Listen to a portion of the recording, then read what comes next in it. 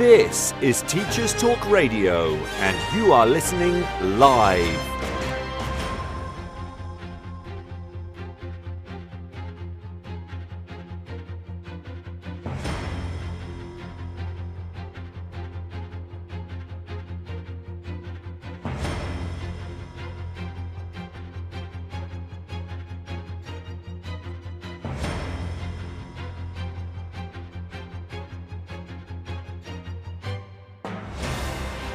This is Teachers Talk Radio, and you are listening live.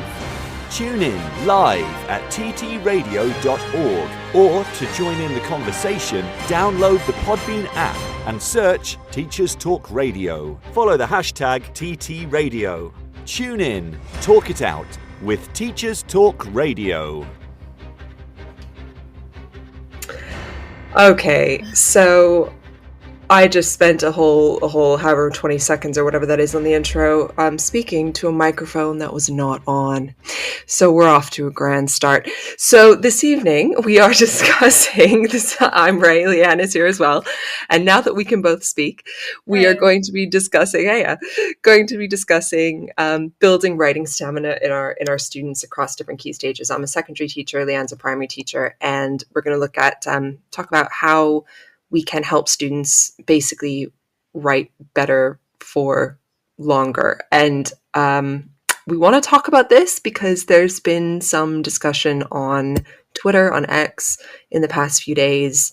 Someone made a post, as people do, and other people had opinions about it, as people do. And to me, from my perspective, I mean, I have some very strong opinions on this. And I think Lianne, from her primary perspective, has some pretty strong opinions on how to help young people write and be able to write longer, be able to write more, and how best to kind of build that up. So we're gonna talk about all of that. But before we do, Lianne, how was your day? So this is my second career. I used to work in events, and I used to do shift work, and I was always like, why don't people like Monday? I don't get it, because I did shift work. Now I understand why people don't like Monday, because my Monday was a Monday. Yeah, mine was Mondaying. I felt like today was the first day back from holidays, because oh really? These kids were off their rockers today. Yeah, off their rockers. Some of mine too. Oh my! I had one of those full teaching days. We've got a very manic timetable in my school, and I love my school. And I've been saying for the past year, if I ever leave this school, it's because I'm leaving teaching. Like I will never leave here to go to another school. But it's entirely possible I will leave there to leave teaching. That's a separate conversation. But one of the things that drives me absolutely mad about it, and I'm very honest about this to anyone who asks, and even people who don't, is the timetable. It's one of those crazy ones where sometimes you get 3 classes in a row and then you only have a 20-minute break, which is never 20 minutes. Teachers know this. It's never 20 minutes. And then you've got 2 more, and it just goes bang, bang, bang, bang, bang, bang. But you finish at the end of at 3:10, and you just like collapse in a heap and try not to cry. Everyone for me it's like meetings after school.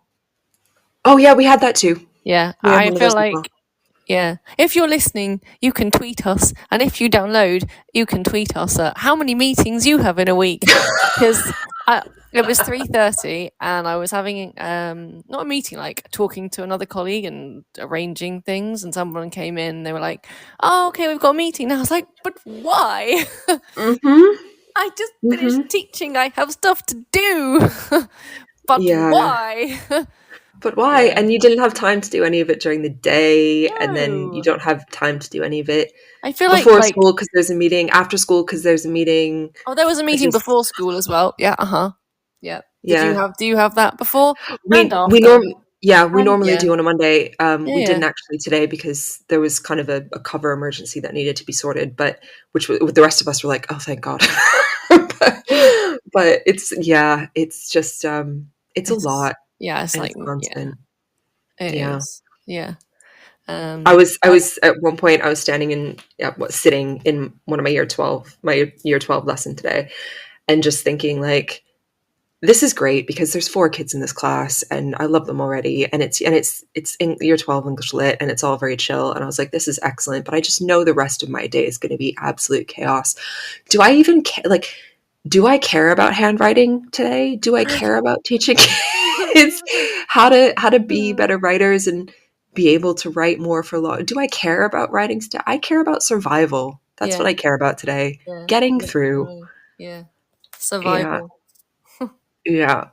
And I Anyway. feel like it's the only job where it's like you have to do work so that the kids can do work. And then after the kids do work, you have more work to do. Mm-hmm. But you never have time to do it. And then you have meetings and emails as well. Yeah. Yeah. So, It's yeah. fun. I'm like, one day I will have an office job with a corner office looking out over the River Thames. Not that I want an office job. Like, I have had one before and I just don't think I could do it. Like, sitting at an office and people listening into your conversations. And yeah, no. Well, one day. Yeah. I don't know if I have that dream anymore. I thought about that on my way home. See, these I think these things constantly. I'm just like, what will be the straw that breaks my lumpy camelback and sends me walking out the gate for the last time? Like, what will it be? Because I think about doing something. Yeah, probably. But I have this flash of like what my future could be, sitting in an office, and then I think like, but what would I be doing? Like, how would I actually feel day to day if I Ray, you'd go to knew the that? loo whenever you needed. That's what you'd Oh, be doing. I know, but what if I felt like my job had no purpose and I wasn't Yeah, contributing I know. anything positive to the world? It's true. Yeah, it is true. But I mean, I feel like that half the time anyway, so I don't really know. No. Anyway, handwriting. So And in any case, I mean, all these kids are going to be using computers in the future in their jobs. yeah, Me especially in primary school, and like AI is going to write everything for them, so right. they won't even be needed in the future. Yeah, I mean, and that was some of the comments on over the weekend on that post. You know, a couple Yeah. people were like, "Why are schools still spending so much time and so much effort and causing so much?" The T word was dropped. Why are we causing so much trauma getting kids to write? And I'm just like, oh, if it's like one of my biggest pet peeves, one of my to use the terminology, one of my triggers is when people use like they I can't even articulate it. I'm so annoyed when they almost like make a mockery of really serious issues and serious experiences by overusing psycho language. Like, we don't need to refer to like helping kids express their ideas through writing as trauma. Like, we don't need to do that. There's no need to use that word. There's no need to say that. And it bothers me anyway. But they were saying like, oh, you know, kids are gonna be typing everything anyway. Kids are gonna be like, computers and AI and stuff are going to write them. Like, why are schools spending so much time on this? And I keep coming back to restraining myself from responding to every tweet. But I just keep coming back to the reason we're doing it, buddy, is because the exams are handwritten. Yeah. But also, that's it. like for me, it's also about the process that your brain has to go through in order to produce a piece of writing. Because even if you're going to type it, your brain still has to go through the same thought process. So, like for me, especially in primary, it's literally about teaching kids how to think before they write. Yeah. And, yeah.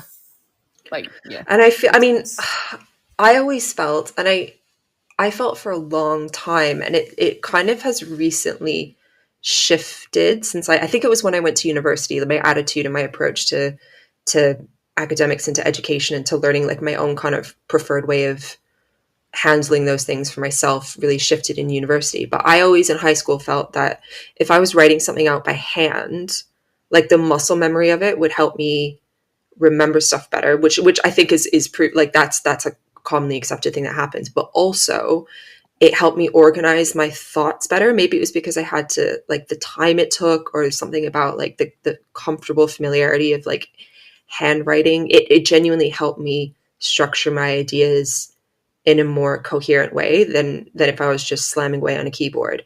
But then it was when I went to university and I had to write all these academic papers in a way that just isn't like, I hate academic writing. It's not fun for me because it's not my voice. You have to turn yourself kind of into a robot and write in that particular voice. And I hate doing that. I can do it, but I hate it. And I was constantly having to edit myself out of my papers. And the only way to do that was just to make really good friends with the backspace key. So I got really, really used to typing and deleting and switching and copying and pasting and editing stuff like on the computer. And that's now, like, ever since then, that's how I really prefer to organize my ideas, just vomit it all out on the keyboard and then, use the keyboard shortcuts to switch stuff around and to type stuff out and to check. Like, I'm very digital about it now. I'm very keyboard friendly. That's how I prefer to write anything of any kind of length, like literally anything. But it took me a long time to get there. So I think there's also a lot to say about like the value of writing things out by hand. Because when I was a kid, like that really did genuinely help me organize my ideas. Yeah, I'm totally like, when I want to organize, like you say, organize an idea, I can't do it on a computer.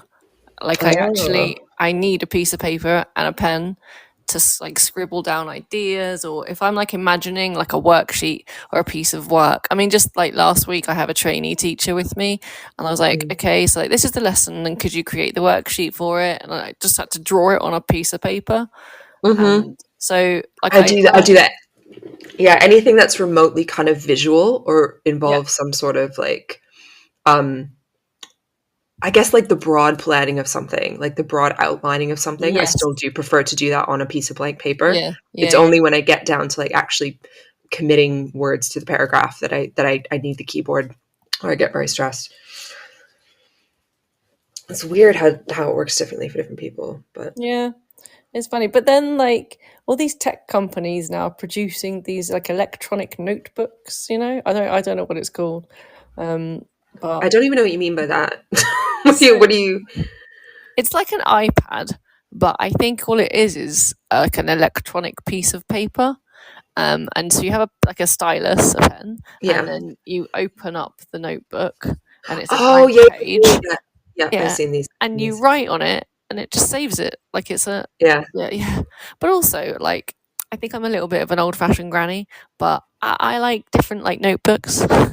So I have 2 notebooks at school. I have my generic notebook, which I got as a gift last year. No, like 2 years ago, which is like dark red and it's got a fancy pattern on it. And then before that, I had a generic notebook that I got from when I went to see My Fair Lady. And then my phonics notebook, because I'm reading lead, is a fluffy purple teddy bear. Wow. Can you tell I did primary? No, do you know what I was thinking? My immediate response was actually, I love being an adult because you can really lean into the kid stuff with no shame. Absolutely. I love that. Yes.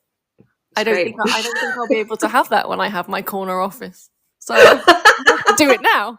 No, you'd bring some color, some probably much needed color to the fluff office. And colors to Canary Wharf. Absolutely, God knows they need it. Yeah. Okay, so we need to look at that the posts and the responses and kind of talk about what the actual issue was. So we'll do that in just a moment. This show is brought to you in partnership with John Catt Educational, publishers of professional development books and resources that support great teaching and learning in schools around the world. Don't miss out. Level up your professional development today and visit johncattbookshop.com to explore the full range of titles. Use the code JCTTR2425 for 20% off your order. Happy reading. Introducing Reading Solutions UK. Home to Dreambox Reading Plus, the online reading development programme, improving outcomes for students and schools nationwide. Create stronger readers in your school from Key Stage 2 to beyond GCSE, using Reading Plus's evidence-based adaptive technology. Reading Plus accurately assesses your students' skills gaps and places them on a personalised learning pathway, built to accelerate their strengths and improve on their areas for development. You can try the programme with a free 4-week pilot today. Search Reading Solutions UK to find their website and request your free pilot today. How can you show your students the opportunities that await them? How can you fuel their aspirations and motivate them to achieve? Futurum Careers provides a wealth of stimulating resources aimed at encouraging 14 to 19-year-olds to pursue careers in STEM and SHAPE. We help you to show your students what they can aim for and how. From articles to activity sheets, animations to podcasts, all our resources align with Gatsby benchmarks and are free for you and your students to download. Visit futurumcareers.com and subscribe today. Futurum Careers, helping teachers to inspire the next generation. Get set for the year ahead with the Bloomsbury Education Back to School sale. Save 30% on all Bloomsbury education books until 30th September. From the very best in research-led practice to trusted advice on inclusivity, behaviour and curriculum design, we've got something for everyone. Visit bloomsbury.com/B2S sale to shop now and save 30%. Bloomsbury Education, books for every step of your teaching journey. Teachers, mark your calendars for BetUK 2025, the world's biggest EdTech event. Join over 30,000 educators at the Excel London from the 22nd to the 24th of January. Discover the latest EdTech innovations, network with peers and access hundreds of hours of CPD. Did we mention it's 100% free for educators? Whether you're looking for inspiration or practical tools to enhance your teaching, BET has it all. Don't miss this opportunity to shape the future of education. Register today at uk.betshow.com. That's uk.betshow.com. This is Teachers Talk Radio, and this is Teachers Talk Radio News.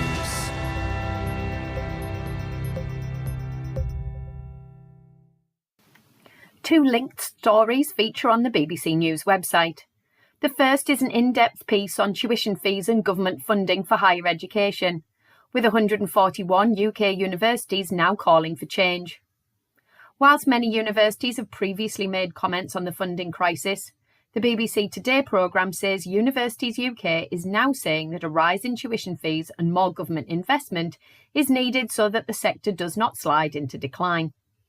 This comes as record numbers of home students begin courses this month, but the number of international students is down. About 40% of universities are expecting to return a budget deficit this year, according to the regulator, the Office for Students. Universities UK says that if investment in teaching students had kept up with inflation funding per student, it would be in the region of £12,000 to £13,000. Higher Education Policy Institute says it would be politically difficult to put up fees, but there needs to be a decision about funding. Changes to visa rules and a currency crash in Nigeria have reduced applications for students from abroad. Whilst the cost of living crisis means students now need about £18,000 a year to live on, but the maximum loan amount is £10,000. The full Today programme is available on BBC Sounds. Meanwhile, another story is the amount of debt graduates are leaving university with. The BBC focuses on those graduates who took out loans in England and Wales between 2012 and 2023, when interest rates hit 8%. The article tells the story of graduate Adam, who borrowed £44,000 and has paid back £7,000 since graduating 4 years ago, but now owes £54,000. Despite having a good job, his salary isn't even covering the interest on the debt, and the amount is going up, not down. This situation predominantly affects those on Plan 2 loans, with some graduates reporting that the repayments are making applying for mortgages difficult, and others viewing it as a tax on graduates. The Save the Student campaign group says it could, but shouldn't, put students off. Whichever way we look at it, it seems the issues of funding, tuition fees and student loans are something the government will need to tackle, although a Department for Education spokesperson acknowledged it's going to take time to get it right. In the world of online technology, something many young people use regularly, Instagram has said it is overhauling the way it works for teenagers. In a press release, it promised more built-in protections for young people and said it had added controls for parents. The new teen accounts have been introduced in the UK, as well as the US, Canada and Australia. This means privacy settings will be activated by default for all under 18s, including making content unviewable for people who don't follow them, and actively require approval for all new followers. Children aged 13 to 15 will only be able to adjust these settings by adding a parent or guardian to their account. The UK children's charity, the NSPCC, responded to Instagram's announcement by calling it a step in the right direction, but said it must also be backed up by proactive measures that prevent harmful content in the first place. Further details of this story can be found online. The Guardian reports on school uniforms in France. Uniforms have not been compulsory in state schools in France since 1968.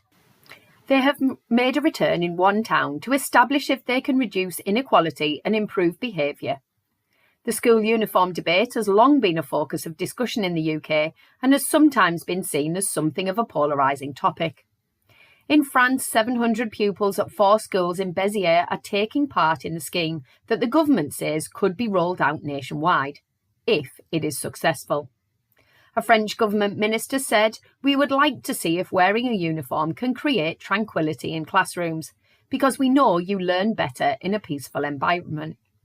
The mayor of Béziers said uniforms would help combat bullying, but a teachers' union said it was a superficial response to a fundamental problem and would in no way help resolve troubles. Some parents have objected to the uniform, saying that public schools should not ape the worst excesses of private schools. This was written in an open letter of protest. Uniforms were first introduced in France in 1802 by Napoleon, but have not been compulsory since 1968. Whatever the outcome of the pilot, it seems clear that the topic of uniform is a hot one. Finally, BBC Leicester covers the story of Billy, the emotional support tortoise, who can be found working in a Leicestershire school. Billy, aged 11, wanders the corridors and has a heart-shaped balloon attached to his shell so students can see him coming. He's described as a calming presence who works in the school's learning support department, helping students who are feeling overwhelmed. Billy has his own lanyard carrying his photo and his official title. He works hard to support pupils by being lovely, fun and cute. This has been your Teachers Talk Radio News with Joe Fox. Okay, so I know that the Monday is really Mondaying because I almost just cried about the tortoise. Oh my god, I went to a school once and on the organisational chart was a dog. Oh. We have an emotional support dog. We have a therapy dog that's in 2 or 3 days a week, and she's got her own poster, like her own display board outside the learning support areas, and her name's Daisy, and it says Dr. Daisy on it, and it's all like medical themed. It's amazing. It's so cute. I can't cope. Anyway, my school has 2 tortoises. I don't love them because like the heads remind me of a snake. I don't love one of my old schools had 2 bunnies. And I was like, okay. Although the bunnies did some very inappropriate things when I was showing them to my year 6 class. So. Yeah, I got peed on a bunny once at one of my old schools. Oh. Yeah. But animals, they make so many things better. I worked at a school that was deeply toxic, and it was just generally horrific in almost every way. But they had goats. I miss the goats every day. Teachers do need a lot of help, and maybe goats can help. They honestly, they help me so much. Oh, I love those goats. There was one really fat one. They were great. Anyway, this is. I wanted to say, goats help, but also we have a fab advertiser, John Catt, and I know we're talking about writing, and I feel like writing is a tough subject to plan sometimes because you need imagination to write, and some kids just don't have that these days. So yeah, yes, John Catt have lots of books, but they have like specific ones for specific texts. And I was just saying to my co-teacher today, actually, we're doing Lila and the Secret of Rain. I was like, we need to do our medium-term plans. Like, how are we going to get 6-year-olds to write a diary entry? Well, now if I was doing Shakespeare, because John Cat have a lot of stuff on Shakespeare, I'd be good to go. They don't have anything on Lila at the moment, but maybe in the future. Maybe in the future, there's hope there. One day, they have lots of they can help you teach Shakespeare. Yeah. Which is good, because that's pretty much my whole life most of the time. Just endless Shakespeare. Endless Shakespeare. We did Shakespeare for World Book Day last year, and they gave each year group a Shakespeare play, and we were given Hamlet. No, not Hamlet. What's the one with the witches? Was it Hamlet? Macbeth? No, maybe.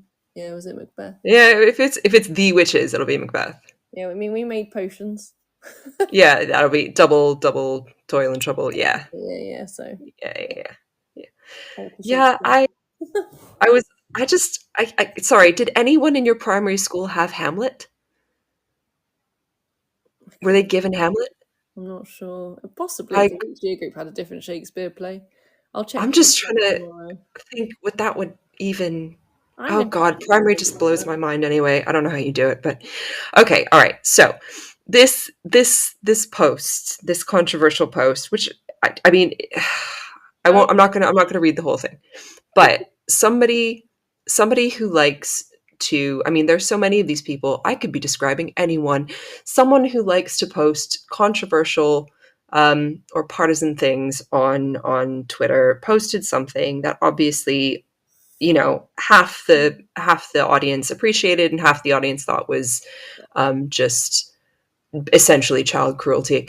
And I believe it was a page from a book that's basically just like advice on how teachers can speak to students, like how we can encourage them to continue writing when they stop writing. Now, I've thought a lot about this, about why I've gotten so angry about it and why I get so angry about all the stuff that happens on Twitter. So I think it's a book as well from the layout. Do we know when it was published? Like maybe the 19th? quite recently. Really? Oh my God. Okay. Quite recently. Okay. Let's get into it. So, but before we get into that, here's my thing about so much of people's opinions on teaching and advice and top tips and published books and general consulting mumbo jumbo that is out there for education staff. We as in teachers or educators broadly, we all come at this from our own individual context and our own individual perspectives, and we see these things. And when we read these things that people say or post, we have immediate reactions based on our own context, right? So every single thing that I see on edu Twitter or whatever the heck we're calling it now, my immediate response is to see that through the lens of a secondary English teacher. So my brain automatically imagines my classroom in my secondary school teaching English language or English literature and how that applies to myself and the students that I have taught, or students that I have taught in various schools throughout my career.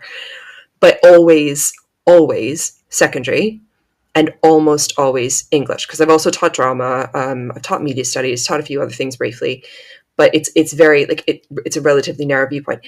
You as a primary teacher, I'm assuming, would see something and immediately relate it to your experiences in whatever key stage you're working at or with whatever class you have, or definitely within primary.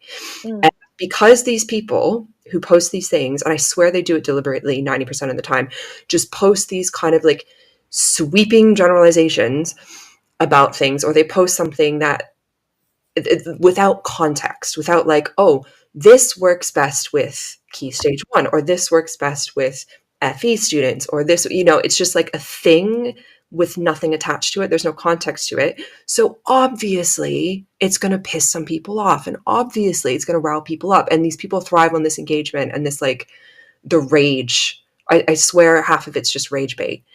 So with this thing that was posted is meant to, it's meant to advise teachers on how to speak to students to get them to keep writing, but it's broken into 3 sections. And as a secondary English teacher, I think all 3 of those are totally valid. So the 3 sections are, right? A student who says... Primary too, by the way. Yeah. Yeah. So we hear it too. I don't know what to write. I'm confused. And then there's some suggestions about like how you can get the brains going, get the creativity going, and like suggestions of how to get them to write something down so they don't like keep running into that brick wall. Totally valid. I think we can all agree. The third section is what to say to students who stop writing and say, I'm done. I've answered the question. I'm finished. I'm over it. I've done the work. Ha ha ha ha ha. And they sit back in their chair. So things you can say to like encourage them to develop their ideas, or move on to the next level, or add some nuance or whatever. Again, totally valid. I think we will all agree. But the thing that has caused this civil war is this middle section. And it's what things to say, like potential responses to students who stop writing because they say, my hand hurts, I need to take a break. And this is what everyone's kicked off about. Now, from a secondary, and I'm going to get you to tell me all about, please tell me all about your primary perspective in a sec. But as a secondary English teacher, oh, your hands hurts? Shake it out, babe. Shake it out. Rub those tendons, warm it up a little bit, sit on your hand for a couple minutes, shake it out and keep going. Do you know why? Because you have 7 hours of English exams to write 8 months from now. I So remember you my better fingers hurting. I actually do that remember out. I remember my fingers hurting in exams. I actually do remember it. But you just Yes. like you got to get on with it, kind of like. Yeah, you have to. And you know what? In an ideal world, I would not be teaching 2 exams. They would not have 7 hours to handwrite unless they have access arrangements. They would not be doing those exams. But as long as those exams exist, we have to give our students the best possible leg up. We have to train them how to write. We have to train them how to do it. Otherwise, we're doing them a disservice. And I'm sorry if you're 15 and your hand hurts, unless you have access arrangements or a known medical issue. Mm-hmm. Shake it out and keep going, because that's what we're all here to do. I like to read between the lines as a teacher, and you all know your kids really well. So when some kids say my hand hurts, I'm like, oh, I know you very well. You don't mean my hand hurts. You mean I can't really be bothered to write anymore. Mm-hmm. Yeah. Yes. Yeah, and that's another thing. Like all the comments, a lot of the comments were like, I've saved some of them, but they're my favorite one was just a response where there was a GIF of Professor Umbridge from Harry Potter, because there's that part in one of the books where she basically forces Harry to use this enchanted quill to write, I think, I will not tell lies like 1,000 times on a piece of parchment. But whenever he writes with this magic quill, it ends up digging into the flesh on the back of his other hand, and and instead of writing in ink, it's writing in its blood that it like sucked out of his hand. So it's like us asking a kid to or trying to get children to be able to write for longer, so that, to give them the best possible chance of succeeding in their exams and getting to the next step, because this is the system in which we exist, has been likened to an evil character from a questionable book doing horrible, evil things and committing child abuse. Like, cool, dude. Why am I getting up and going to work in the morning if that's all this is? Like, it's just so demoralizing to see these responses. I don't know.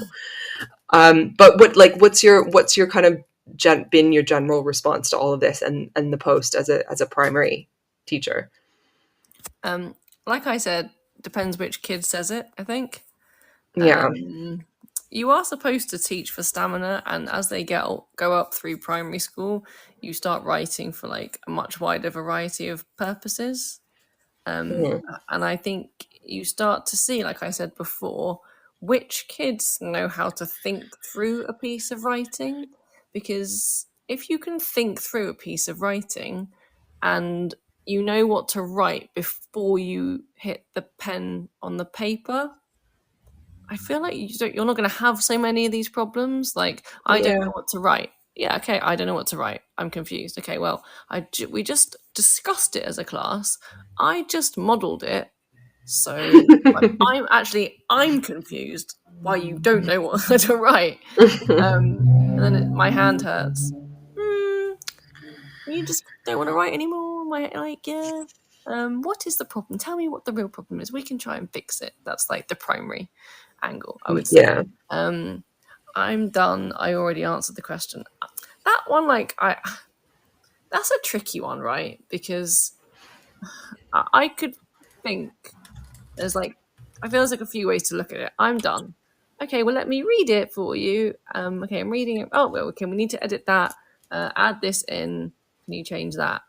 And most kids will be like, yep, sure. But you do get some kids that are going to be like, I'm done, you know? Yeah. And then you get some kids where they'll be like, okay, sure. And then you get other kids where it's like you're reading it and you're like, oh my God, like this is actually really good. Like it's great. I don't know what else to give you to do. Yeah. Let me think of an extension off the top of my head. Yeah, you get all of it in primary as well. And I feel like it depends on the kid, how you answer it. It depends on what they've done. It depends on what you've expected of them. But I just think like some of the responses, I mean, if you're confused, write down your questions. Well, again, the question is, what do I write? I wouldn't use that in primary. No. Like, the goal is to push yourself. Yeah. I mean, I probably do say that to the kids. I'm not sure they would. I don't think it like touches. I don't think it would have any effect. Some of them maybe, not all of them. Because sitting down and telling a kid, I guess, like, you know, short-term pain for long-term gain, it doesn't really make them write anything else or do anything else at all. Do you know what I love? And I remember an assembly in primary school, which was a very, very long time ago. And the assembly, I don't know what it was about, but the head teacher was talking about using a dictionary. And he was like, so you want to look up how to spell a word, so you get a dictionary. But in order to use a dictionary, you have to know how to spell the word. Yeah. So how does the dictionary help you? Anyway. Yeah. One of the things on the list. And to be fair, I feel like this comment, we all do it and we've all probably done it. Where it's like, okay, go back and read it and like, you know, check your spellings, make sure you've got full stops in the right place. Oh, yeah, it's like, all the time. For the most part, for primary anyway, if they knew where to put the full stops, they would have put them in the correct place in the first place. So, and if they knew how to spell the word, they would have done it correctly in the first place. And I had a maths teacher in high school and he'd always be like, have you checked your work? You'd be like, I finished the test. Have you checked it? Yeah. Check it again. Yeah. Okay, so check it again. It's like, even as adults, right? When you're even at university and you're writing academically, it's very difficult to find the mistakes in work that you have written. So yeah, especially the same day, like you at least need to sleep on it or take a nap. Like, yeah. Like totally don't look at it for a day. You have to look at it fresh. Yeah. Yeah. So like I do it. I'm sure we all do that. Go back and check it because you're working with another kid and you just want them to go away for a few minutes. Like, yeah, you know, like, come on, let you read it or give it to your partner. That one actually I like. That one's a good one. That one I like. I do like that one. I do this a lot. I wait for two of them to be finished. Yes. And when two of them say they're done, they swap books and purple pen it. That does work. Yeah, I did that the other day. I was like, if you're finished, stand up, go find someone else's to read. That's nice. Yeah. It's like a good bit of PSHE as well. Yeah. Yeah, that's fine. I'm okay with like, you know, meaningful or purposeful, that kind of peer assessment when it works and it's not kind of shoehorned in, and it also like helps out, gives everybody else a chance to catch up and gives these kids a chance to like get other perspectives and extend it and think about things or realize things about their own work that they can't because they just finished it 30 seconds ago and they haven't had that break. Yeah. They need another pair of eyes.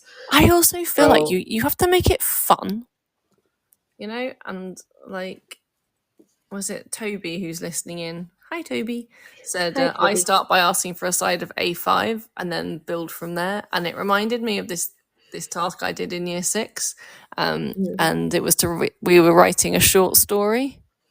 So I gave them a Post-it. Not the tiny Post-its. You know, you get Post-its that are like a little bit bigger.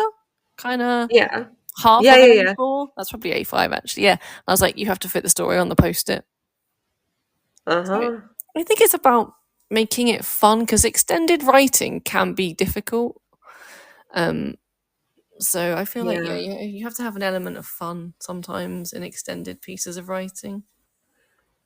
Toby would like to know if we have any tips for helping students improve their SPAG. Okay, do you know what I don't recommend? Any of that foolishness about like jumping up and down and moving your arms for a particular punctuation mark. Yeah, I don't think it helps either. It doesn't. It does I agree with you. absolutely nothing. It's a complete waste of, and I've never ever, even when I was forced to be the kind of teacher that's like every second matters in meaningful activities, like if that's your life, I'm so sorry that you're so sad. What's But it called? Kung Fu punctuation, I think. Yeah, no. Throw it in the bin. Chuck it in the sea. We used to do that on Spaces, didn't we? Put stuff in the bin. Yes, put Kung Fu punctuation in the bin.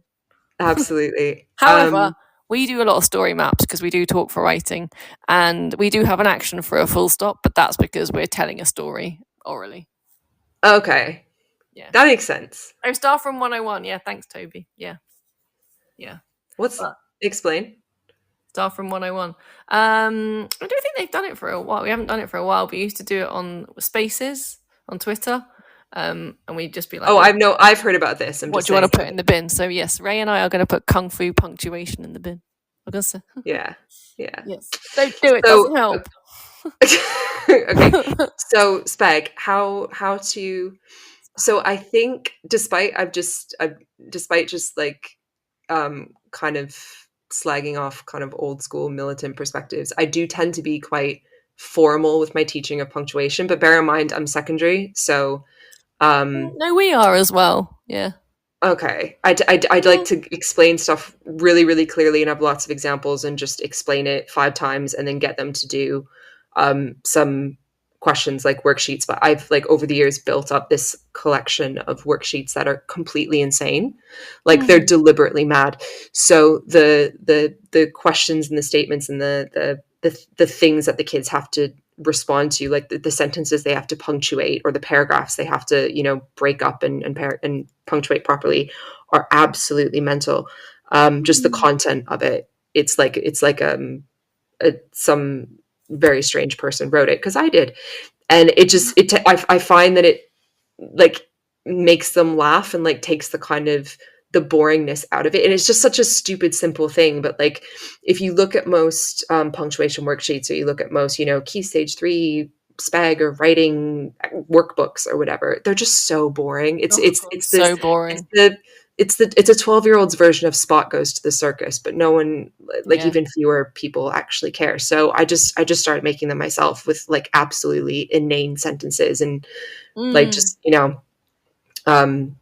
lies, like that one paragraph that kids had to put in of dialogue. It was like a conversation, but all the punctuation, all the paragraph breaks were taken out. So it was just this massive chunk of text. And it was all kind of like the worksheet was building up to this final thing that they had to rewrite it totally, paragraph it properly, punctuate everything properly, make sure all the et cetera, et cetera. And it was like my life story, but like in an alternate universe. And they were all looking at me like I was completely insane, because it was, but they were actually like, and they were saying things like, no, the full stop has to go there because she or it was something about China. Like, I've never been to China in my life. Do you know what I mean? Like, it was just madness. And I think sometimes kids just want it to be like stuff to be just a worksheet, just to not be boring, because they always are. If you get them from anywhere, they're so dull, or they're not personalized. Like I'd replace when my brain really wasn't working and I couldn't think of anything new, I'd get other worksheets and stuff from the internet and then just like replace the names with the names of kids in the class, like just really basic stuff to try and make them be like, Daisy, she wrote your name on the thing. Do you know what I mean? And it just makes them a little bit. You have to make it like less stressed about it. Yeah, exactly. Memorable. And so I tend to be really old school about the SPAG teaching, and then we do lots of practice that hopefully doesn't make them want to, melt into the floor. Yeah. But that's my secondary thing anyway.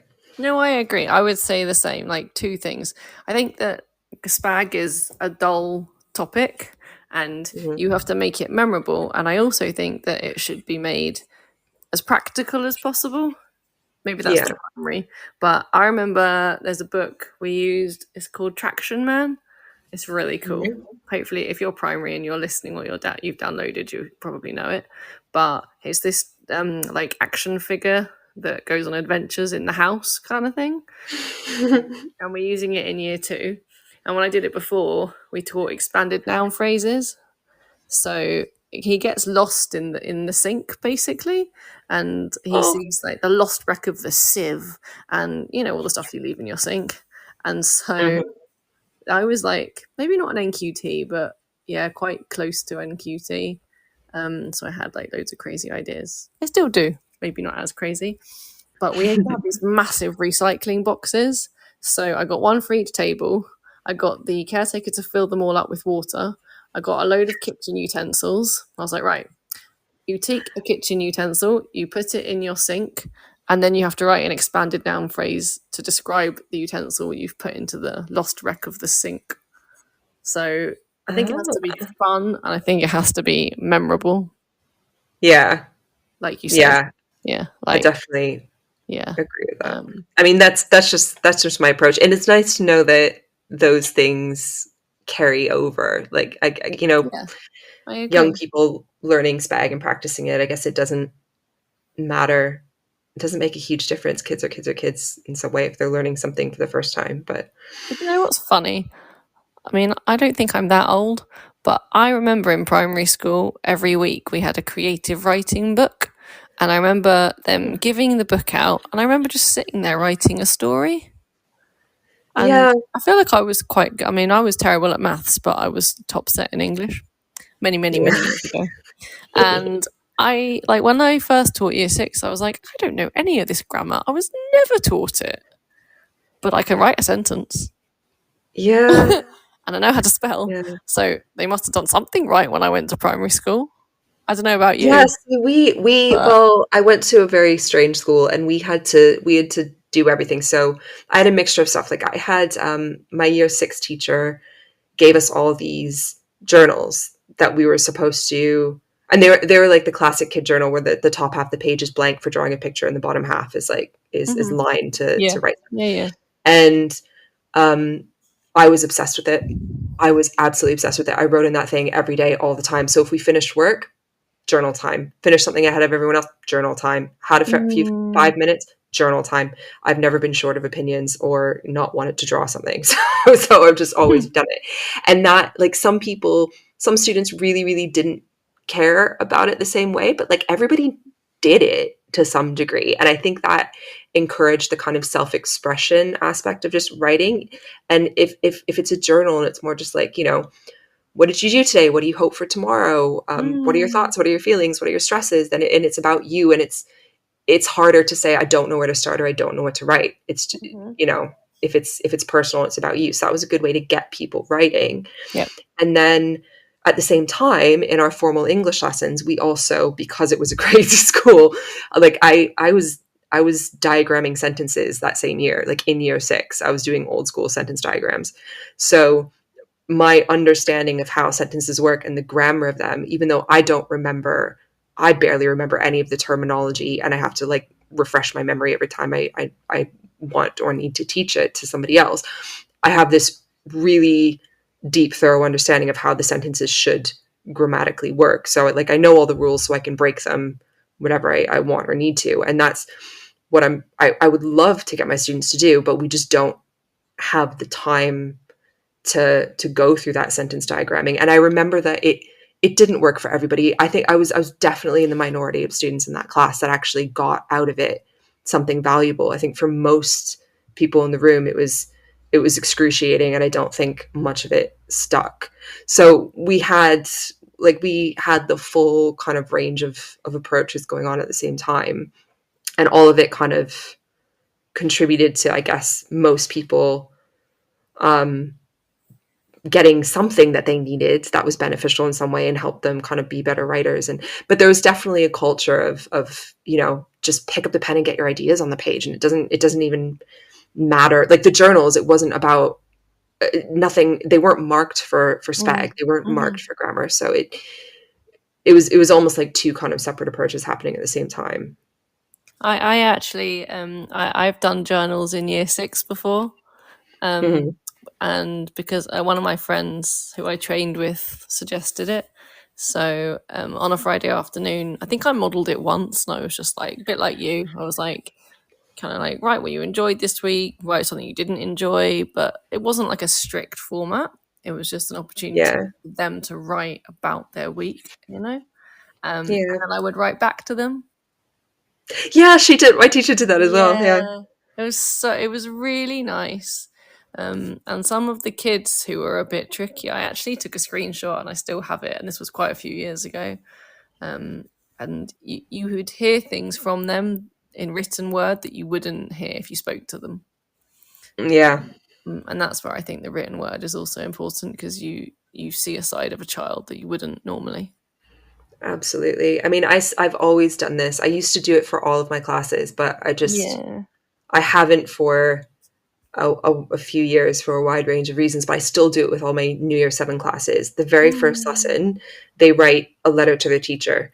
So it always starts like, "Dear Miss Whitehouse," and there's ideas and sentence starters and bullet points and stuff on the board. And I always say, like, you know, if you get stuck, bullet points are fine. If you're really, really stuck, you can or if you're finished ahead of everyone else, you can draw a picture of yourself and like annotate it and label it. It basically just like, tell me anything you want me to know. Tell me about your experiences with literacy or with English or with reading or with writing in primary school, what you think your strengths are, what you want to work on, what you're looking forward to in secondary school, what's maybe making you nervous or anxious or you're a little bit scared of, what you want to do this year. What was your favorite thing you did in English or literacy or reading? What's your favorite book you read? Like, just tell me anything that I need to know about you as a student in this subject or beyond. And they come out with like, some of it's really sad because this year, I think more than previous years, I've got a lot of like, I like English because I like reading stories. I like writing. I like creative writing. I like writing stories, but I don't think I'm very good at them. And my punctuation's not good and my handwriting is really messy. And I'm thinking in my head, like, kid, you're great. Like this is a perfect paragraph. Like, you've done this brilliantly and you have no self-confidence, but that in itself is telling me a lot. So, I always start the year with that because it gets them writing. Mm-hmm. It tells me things that are useful for me as their teacher to know in that subject. And also they have a chance to kind of express themselves and their opinions in a way that they absolutely would not be comfortable on day one verbalizing. Yeah. So it's a good thing. It works. Definitely think so. I think we push so much of when they write, you must include this grammar and that grammar and this grammar. Yeah. Well, yes, that is important. I think we should give them time to just write without the worry of an expanded noun phrase and a relative clause and a fronted verbal, and because there's so much more that's so much more important than that. How do you enjoy it otherwise, you know? I know. The enjoyment is lost after early years, I think, sometimes. I really do. Yeah. And actually, someone very famous responded to the post. Oh. Pi Corbett. I think he's famous in teaching terms. I mean, he's not Brad Pitt, but... Okay, I'm gonna have education. Oh my goodness, I'm gonna have another look at that while we The Brad Pitt of education responded to the tweet. Oh my god. Okay, we're gonna have a quick news break, and I'm gonna investigate this. Or ad break, sorry. This show is brought to you in partnership with John Catt Educational, publishers of professional development books and resources that support great teaching and learning in schools around the world. Don't miss out. Level up your professional development today and visit johncattbookshop.com to explore the full range of titles. Use the code JCTTR2425 for 20% off your order. Happy reading. Introducing Reading Solutions UK, home to Dreambox Reading Plus, the online reading development programme, improving outcomes for students and schools nationwide. Create stronger readers in your school from Key Stage 2 to beyond GCSE, using Reading Plus's evidence-based adaptive technology.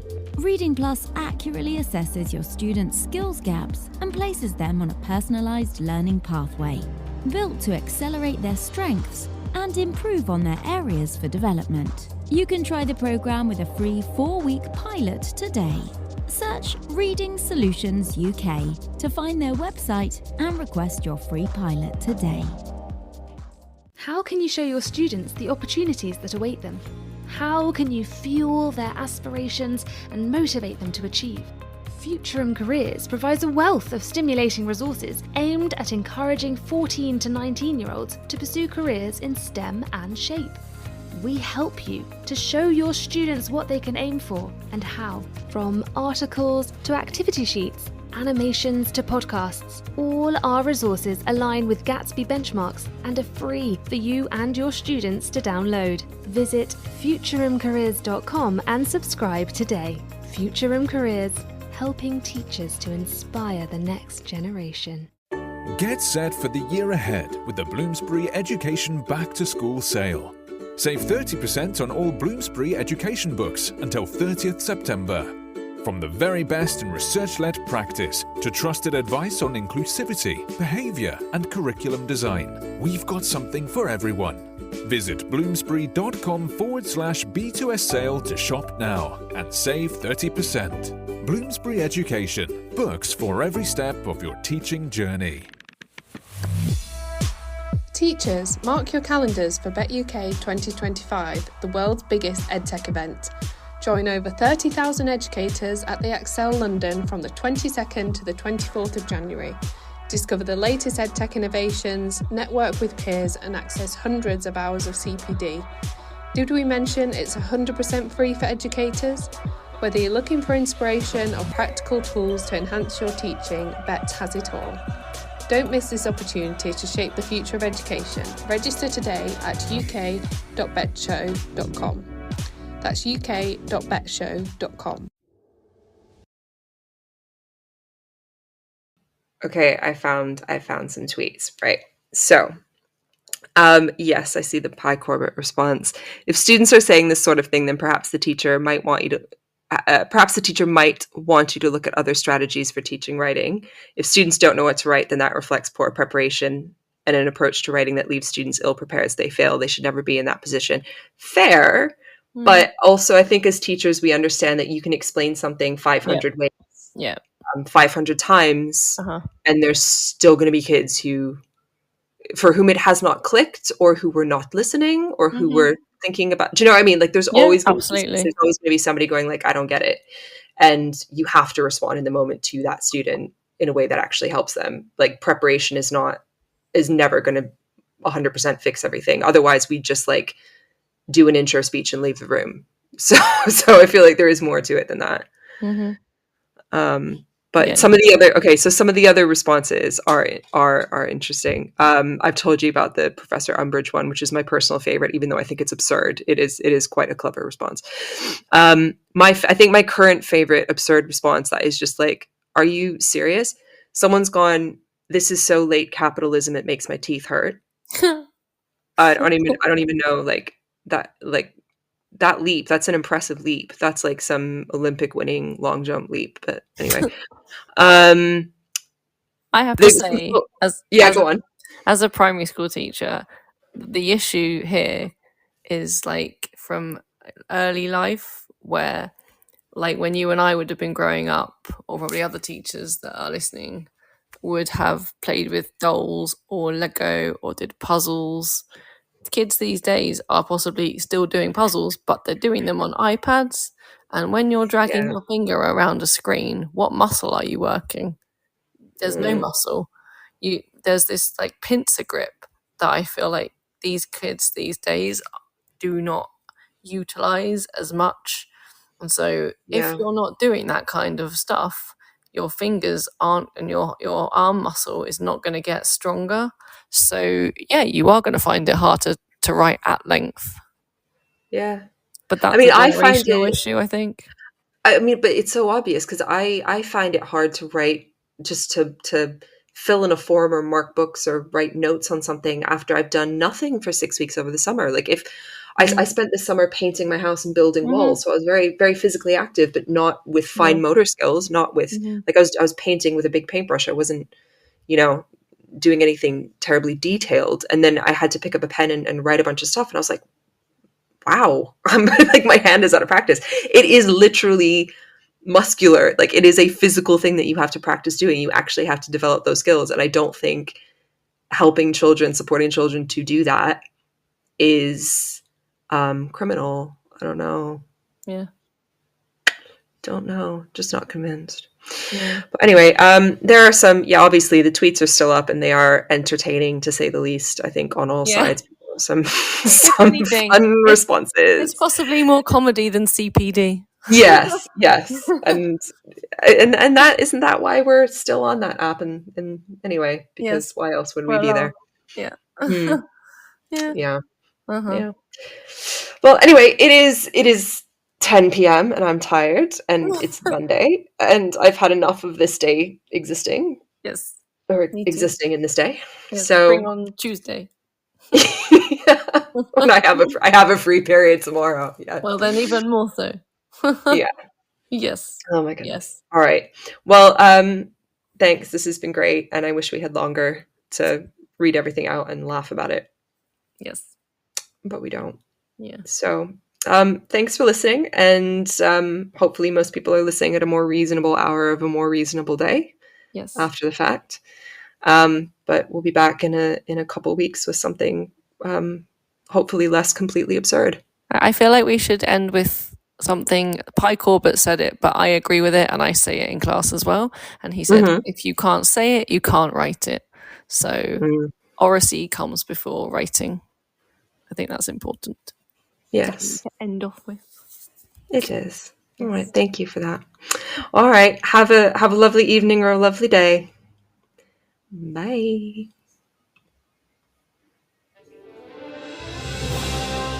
You've been listening to Teachers Talk Radio. Tune in live and listen back at ttradio.org. We look forward to hearing from you next time on Teachers Talk Radio.